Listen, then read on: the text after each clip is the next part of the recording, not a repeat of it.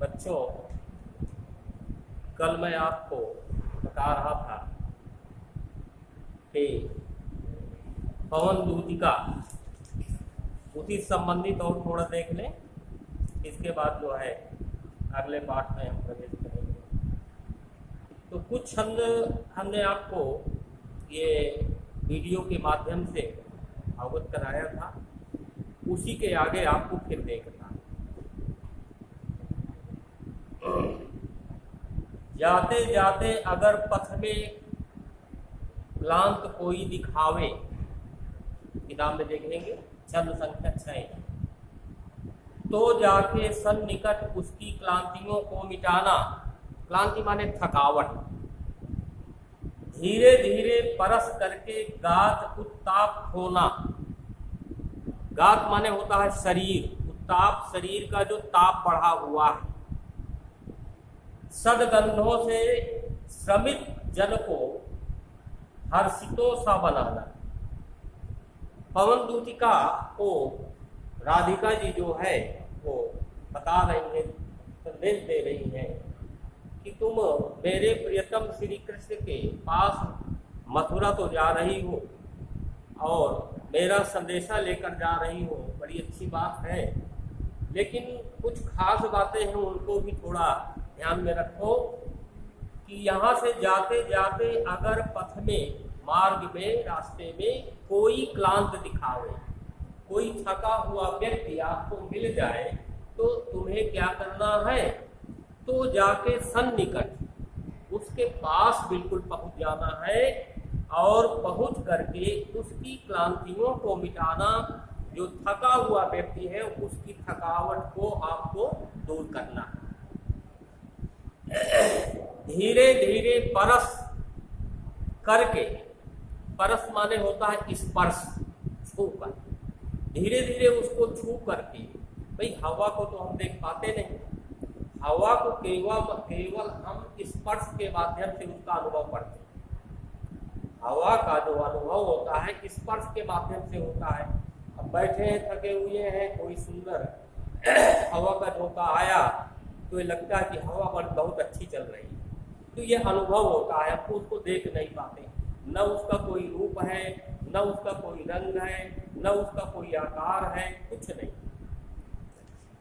तो धीरे धीरे परस करके गात उत्ताप होना जो शरीर का, क्योंकि जो मार्ग में चल रहे हैं लोग, उनके शरीर का जो तापमान है, टेम्परेचर है, वो बढ़ जाता है, शरीर से पसीना निकलने लगता है। तो राधिका जी के कहने का मतलब है कि तुम जा रही हो, अगर कोई थका हुआ व्यक्ति मिल जाए, उसके पास पहुंच करके धीरे धीरे उसके शरीर के ताप को कम करना। यानी जो थका हुआ व्यक्ति है, जिसके शरीर से स्वेद निकल रहा है, वो पसीना या स्वेद निकलना बंद हो जाए और वो थकावट का अनुभव न कर सके। सदगंधों से श्रमित जन को हर्षितों सा बनाना और अपने शीतल मंद सुगंध वायु के द्वारा ऐसा तुम्हें उद्योग करना है, इसके द्वारा श्रमित जन जो मार्ग में तुमको कहीं कार्य करते हुए मिल जाए, कृषि के लिए कार्य कर रहे हो, मकान बना रहे हो, अन्य कोई कार्य कर रहे हो, यानी जो श्रम कर रहे हो, उनको प्रसन्न करना है। क्योंकि श्रमित जब कोई श्रम करता है और तो उसके शरीर से पसीना निकलता है, थकावट का अनुभव करता है। अगर सुंदर, सुखद, शीतल, सुगंध हवा का कोई भी झोंका आया तो उससे वो सुख का अनुभव होता है, वो प्रसन्न होता है। ये राधिका जी जो है पवन दूतिका को बता रहे हैं। अगले छंद में, छंद संख्या 7 में, लज्जाशीला पथिक महिला जो कहीं दृष्टि आवे, होने देना ब्रकित वसना तो न तू सुंदरी को, जो थोड़ी भी श्रमित वह हो, गोद ले श्रांति खोना। श्रांति माने भी थकावट होता है। होठों की और कमल मुख की क्लांतियों को, म्लानताएं मिटाना। म्लानताएं माने मुरझाए। कहने का भाव यह है कि लज्जाशीला पथिक महिला, देखो महिलाओं का सबसे बड़ा आभूषण क्या है? लज्जा। इसको उर्दू में हया कहते हैं, है ना, और निर्लज यानी बेहया। तो हया जो है, लज्जा जो है, महिलाओं का प्रमुख आभूषण है।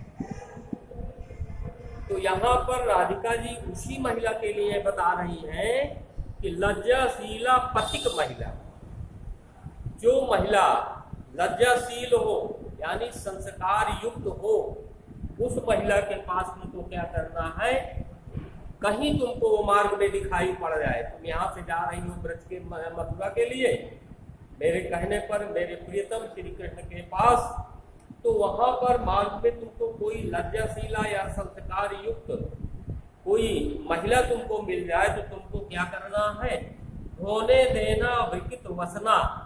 वसना कहते हैं वस्त्र को, जो वस्त्र हम पहनते हैं।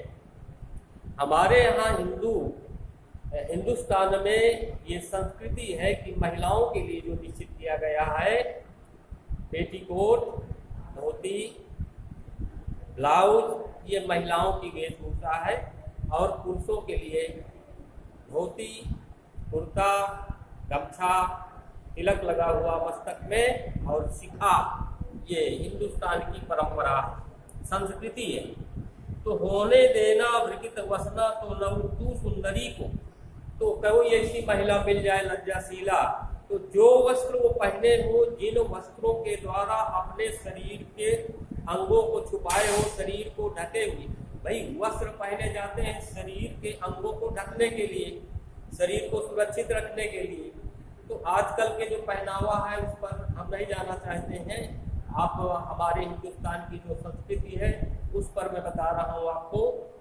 तो जो वस्त्र वो पहने हो, वो वस्त्र आप ऐसे जाना कि आपके द्वारा वो वस्त्र उसके शरीर से हटने न पाओ, वो वस्त्र उसके शरीर में रहे, उनको अंगों को छुपाए रहे। जो थोड़ी भी श्रमित हुआ हो, बोधले श्रांति खोना, और अगर वो थकावट का अनुभव कर रही हो, मार्ग में मिल जाए, थकावट का अनुभव कर रही हो, तो क्या करना है, उसकी थकावट को तुमको दूर करना। अब इसमें लिखा हुआ है गोद ले, जब हवा को हम देख नहीं सकते, उसका कोई रूप नहीं है, कोई आकार नहीं है, तो गोद कैसे ली, यानी शीतल मंद सुगंध वायु के द्वारा उसको प्रसन्न करना है, वो प्रसन्न हो जाए। होठों की और कमल मुख की म्लानताएं मिटाना, म्लानताएं माने कुम्हलाई हुई। जो वो महिला तुमको मार्ग में मिले, तो उसके ओठ भी सूख गए होंगे, मुख भी उसका सूख गया होगा, मुरझाया हुआ होगा, तो उसको जो है ये अपने पूर्व रूप में हो जाए, यानी वो सुख का अनुभव करे, प्रसन्न हो जाए, कुम्हलाई हुई या मुरझाई हुई ना रहे, ये तुमको करना है। अगला छंद 8 देखें। कोई क्लांता कृषक ललना खेत में जो दिखावे, किसान की पुत्री, धीरे धीरे परस उसकी क्लांतियों को मिटाना, जाता कोई जलद यदि हो, व्योम से तो उसेला, छाया द्वारा सुखित करना तप्त भूतांगना को। भूत माने होता है प्राणी। अब इसमें राधिका जी ने पवन दूतिका को ये निर्देश दिया कि तुम जा तो रही हो मथुरा, मेरा कार्य कर रही हो, लेकिन एक बात सुनो, कोई क्लांता कृषक ललना खेत में जो दिखावे, कृषक कहते हैं किसान को, ललना कहते हैं पुत्री को, ललन कहते हैं पुत्र को।